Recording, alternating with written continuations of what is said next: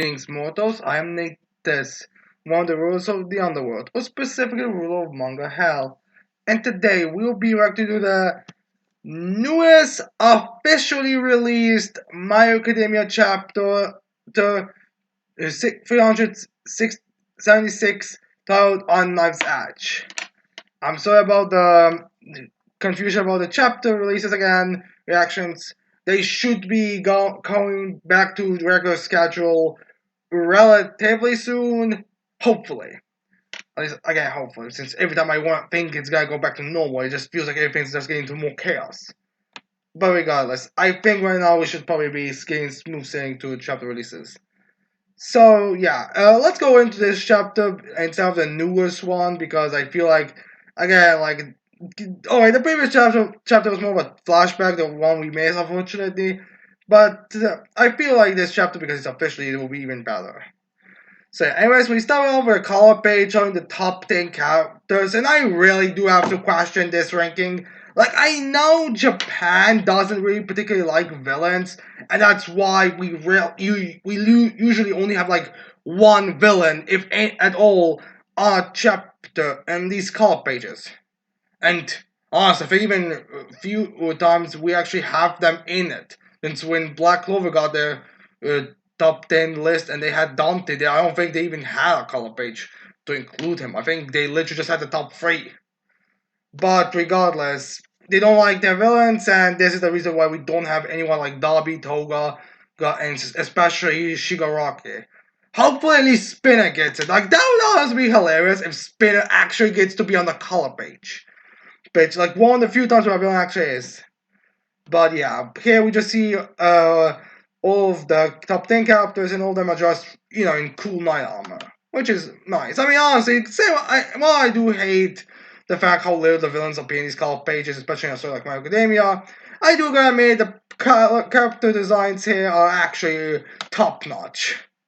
But again, it's kind of hilarious how a couple of these characters barely do anything, and yet they're on the cover page. I mean, the bug was exceptional, but still. So, anyways, Knives Edge, as we start this chapter off where we left it out, literally both ways, as the one that we last covered and the one we actually, and as well as the last one when it was mostly a flashback. As we see the raining, as we see some of the trees burning, as we see Oraka and Tsuyo coming into the battlefield following Toga. As then we have, I think, Rojov still thinking to herself, as she did in the last chapter, what we still haven't had our chat about romance. So I guess this is actually going to be a discussion we're going to have, taken seriously. Which, to be fair, I guess it kind of makes sense, but still, I feel like this is going to be one of those tension killers. As then we see a swarm of twice as says there, as then we see the one who I'm assuming is the real Toga, as she's starting to, twice is starting to melt away, as she says, can't take a hint. I'm not some blushing schoolgirl in love anymore. You got that, hero? As we see Toga's appearance going is going off. Which I do wonder if she has where she has put in her extra clothing, because right now I think she should be butt naked, which would be honestly weird to imagine. Isn't that literally what they were complaining about in one volume, that Toga will have to be dressed? But yeah, Toga is done with the whole blushing schoolgirl love thing, and now we have to wonder how this is gonna go. Or the very I'm assuming this is going into good old-fashioned action.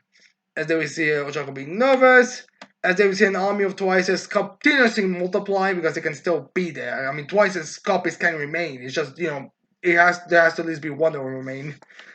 But anyways, you see them attacking everything and everything on berserk as the heroes are propaganda. As then one is like, "Yo, Chart!" as Dabi's attacks. As then we see Pixie Bob there using her Earth mode to get away to block the fire. As is like, "Fall back for now! Get behind my earthen wall." I don't think that's gonna last that long. Anyways, then we see Kamui Woods holding the Mushroom Girl, as the Mushroom Girl says, "Again, really? I can't spread my spores with all this fire shroom." Indeed, the fires are going off. Then we see, I think, the Beast Hero, the one that was in that OVA, going up who's rival and getting Orca, saying, "Get those style villains out of here, or else they'll burn to crisps." So yeah, even now, when they're in this crisis, they have Tyler. They have to keep the hero villains safe, alive, and all that. And there are one question: is this guy in the back row who's a bit bigger than anyone else supposed to be one of those escape Tyler's prisoners that we were talking about? I'm only mentioning this because one of the Tyler's escapees already had a thing when he was, he was in a panel, but we had no idea about that until later when Izuku was thinking back at it, and then we saw him included along the assassins. So I'm wondering if this is the same guy who was there, but I'm not certain. And to be fair, although I do think he may have implied that all those were somewhere else, but I think that was because of Shoto, so I'm not sure if those guys are where Oyama was. I don't know one was. But regardless, then we have Tsuyo and Gravity floating there as Tsuyo says, not just Kuragi, Dabi's here too. I hope Todoroki and Soji are okay. Soji? I know what she's referring to. Well, Soji is relatively fine, but Dabi might be a bit, Shoto might be a bit exhausted. Well, I do wonder if he's gonna follow back on the portal similar to Jacob and Tsuyo, it's just we haven't seen him yet.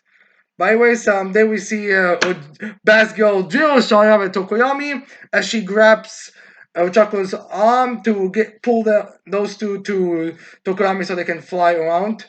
As Jill screams, "Gravity, frappe!" As Chako's like, "Tsukuyomi, earphone jack!" As then Tokoyami says, "The battle is doomed to devolve into chaos." It already has, my dear. It already has, best bird boy. As Sue says, "Oh no, Kyoko, your ear!" As we see Jiro holding her ear, she tells him, "I count myself lucky that this is all that the Demon Lord took from me." Seriously, I was literally telling him to kill me.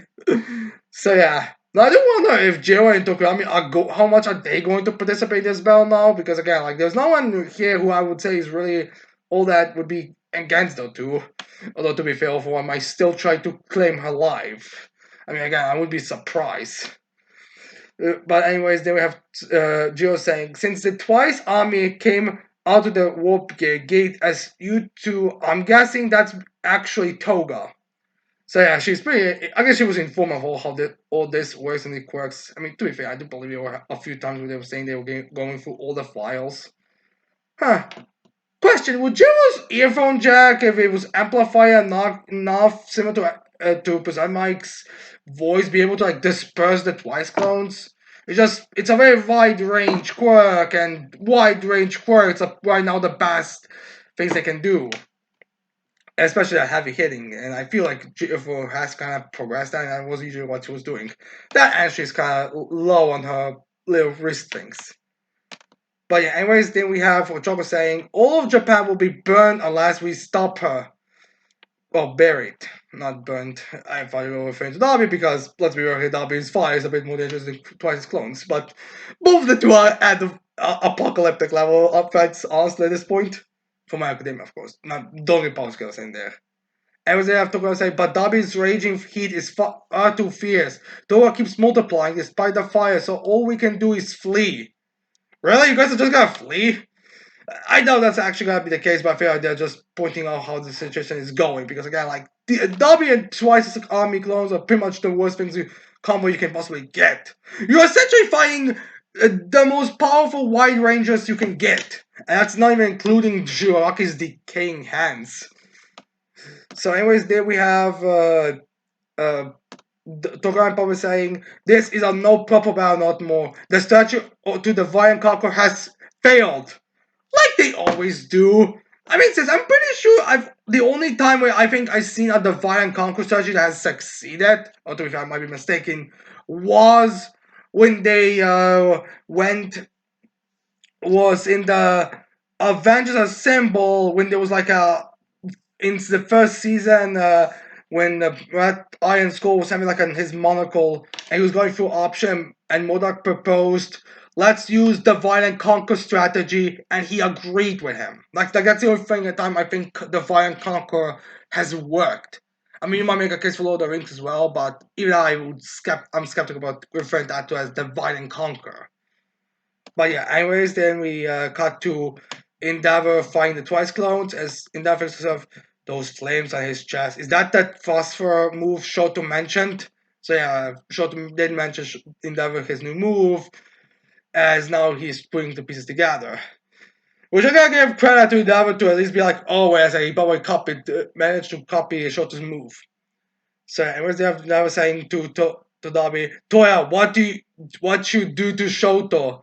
As then we have Dobby, who right now looks even more like a corpse being set on fire. Says to him, like I said, this guy Dobby is literally looking like a whole game opponent boss at this point. Is like, I was hoping to bring you his head, but he was a tough cookie. Now my grand dream will never come true. But at the very least, I'll take as much as I can, whatever you hold dear, whatever you try to protect. Basically, just Endeavor himself, because let's be real, there's nothing to kill at this point around him that Endeavor would really care about. Anyways, then we see All For One there as he's like, heh, it's like he got his master over the top scheming as he sees like a bunch of roads, the one way how it's always shown to the different roads that lead to conclusions, as we see that Olfa saying, the wind now blows my way, cascading chains of events, they're all working in my favor. Kroger probably warped himself to Toma's location optimally. I would have obtained that long-range warp quirk for myself since it's superior to my imperfect sludge warp. So yeah, sludge warp below Kroger's quirk. Officially in universe canon. As in Orphan says, now that it matters, I'll ride this wave of chaos. So yeah, he's basically gonna be using this to his benefit. As we also see that Ares' effects will be active as he's standing there. As then we see him just jumping away to go to Thomas, since that was his his plan from the beginning. Well, from the start. And now that Darby and Toga are causing chaos, there's literally no real reason to stay. Like, oh shit, two White Rangers who can completely distract and be prioritized by everyone else. What should I do? Well, I'm my way to Tora because that's literally what I want to do. As I myself have saying, and get myself to Tomora. But then we see as he's going there, uh, Hawks there as he tries to block it. But unfortunately, just I guess the pressure from Overone's head by this point is enough to break Hawks' swords that he was carrying and push him back. As Overone says, as he freezes for a bit, it's like, oh Hawks, you should face up to Biwaga's dying wish. So yeah, aren't you supposed to have like a cap to fight against twice for a poetic conclusion? As then we have Hawks just telling him, we know that the rewind effect puts you on a timer, but you sure seem in an awful hurry, pal. What, don't you have faith in Shiraki in that perfect body of yours? So it's basically throwing him sass, like, oh, we know you're dying because of the timer, but come on, can't you put more trust in him? So, yeah. Anyways, then we have All For One going from a happy expression to a more of a, no, this is getting annoying a bit. So yeah, I feel like at this point, All For One is probably done with it, and I do wonder if he stops smiling as well. Like this panel gets caught up below his nose, but I do wonder if his smile goes like from a smile to, alright, no, I'm just disgusted by this. So yeah, anyways, they have All For One saying to Hawks as he look at him, so discerning. In the truest sense, that body is not yet complete. There's a reason why this version of me is still essential. As then we have Hawks just look at him. So yeah, I guess there's something about Thomas' body that still needs to be finished. Which I do wonder is gonna be finished soon. Especially considering what happens in the next chapter. But yeah, anyways, they have Hawk screaming, Endeavor! As we see Endeavor decapitating a few of the Twice clones. As Hawk tells Endeavor, the Divine Conquer plan is a bust. Our allies can't battle in this nasty heat, and if we fall here, the villains are gonna converge on Deku and Tomura. Please put a stop to Toya! As then we see two panels, one of Endeavor listening, one panel of the force getting engulfed in the fire, and one panel of Dobby. As then we have Overall starting to laugh again. It's like, such a cruel command for that one-armed half-conscious fellow. As you so nicely put it, defeat me post-face is his mission here, yet so tell him to abandon his duty. So yeah, as then we have Hawks just telling him, that's enough bullcrap out of you. I like how they're even acknowledging how much in that Awful One speaks about this stuff. As they have Hawks telling Awful One, after all, you already lost once to our number one. He ain't abandoning any duty. So yeah, he's already reminding Awful One of that. As then we see Awful One's eyes again, giving like this cold anger that I'm guessing he would be showing his mouth as well because it's got half hair. They have Awful One telling him, splitting hairs, I see. As there we see Darby blasting towards Endeavor. As then we see Endeavor victim duty. This, this time around, I'm really seeing you. As then we have this end of chapter where we see Endeavor's flames being activated again to again be engulfed in them like he usually is, but because of his depletion, he previously was without them. As we have another chapter. So yeah, all in all, this chapter was Makes me wonder how this is gonna kind of progress, since it seems like Tokoyami, Jiro, Utsuro, and Joe kind of think about the fleeing as their only option. It's kind of like an in between, nothing really particularly happening. Like this is supposed to be a very good, strong Endeavor moment. We just this time he's really seeing him as he's usually saying, watch me. Now he's gonna be the one watching Darby and what he truly is, and I guess this is gonna be the kind of where it's gonna start the conclusion to the Darby Endeavor, to the Rocky storyline. I do wonder how this is gonna end. If this is gonna end with Endeavor and Darby dying, is Rocky still gonna come in play? We'll have to wait and see, but that's the end of the chapter.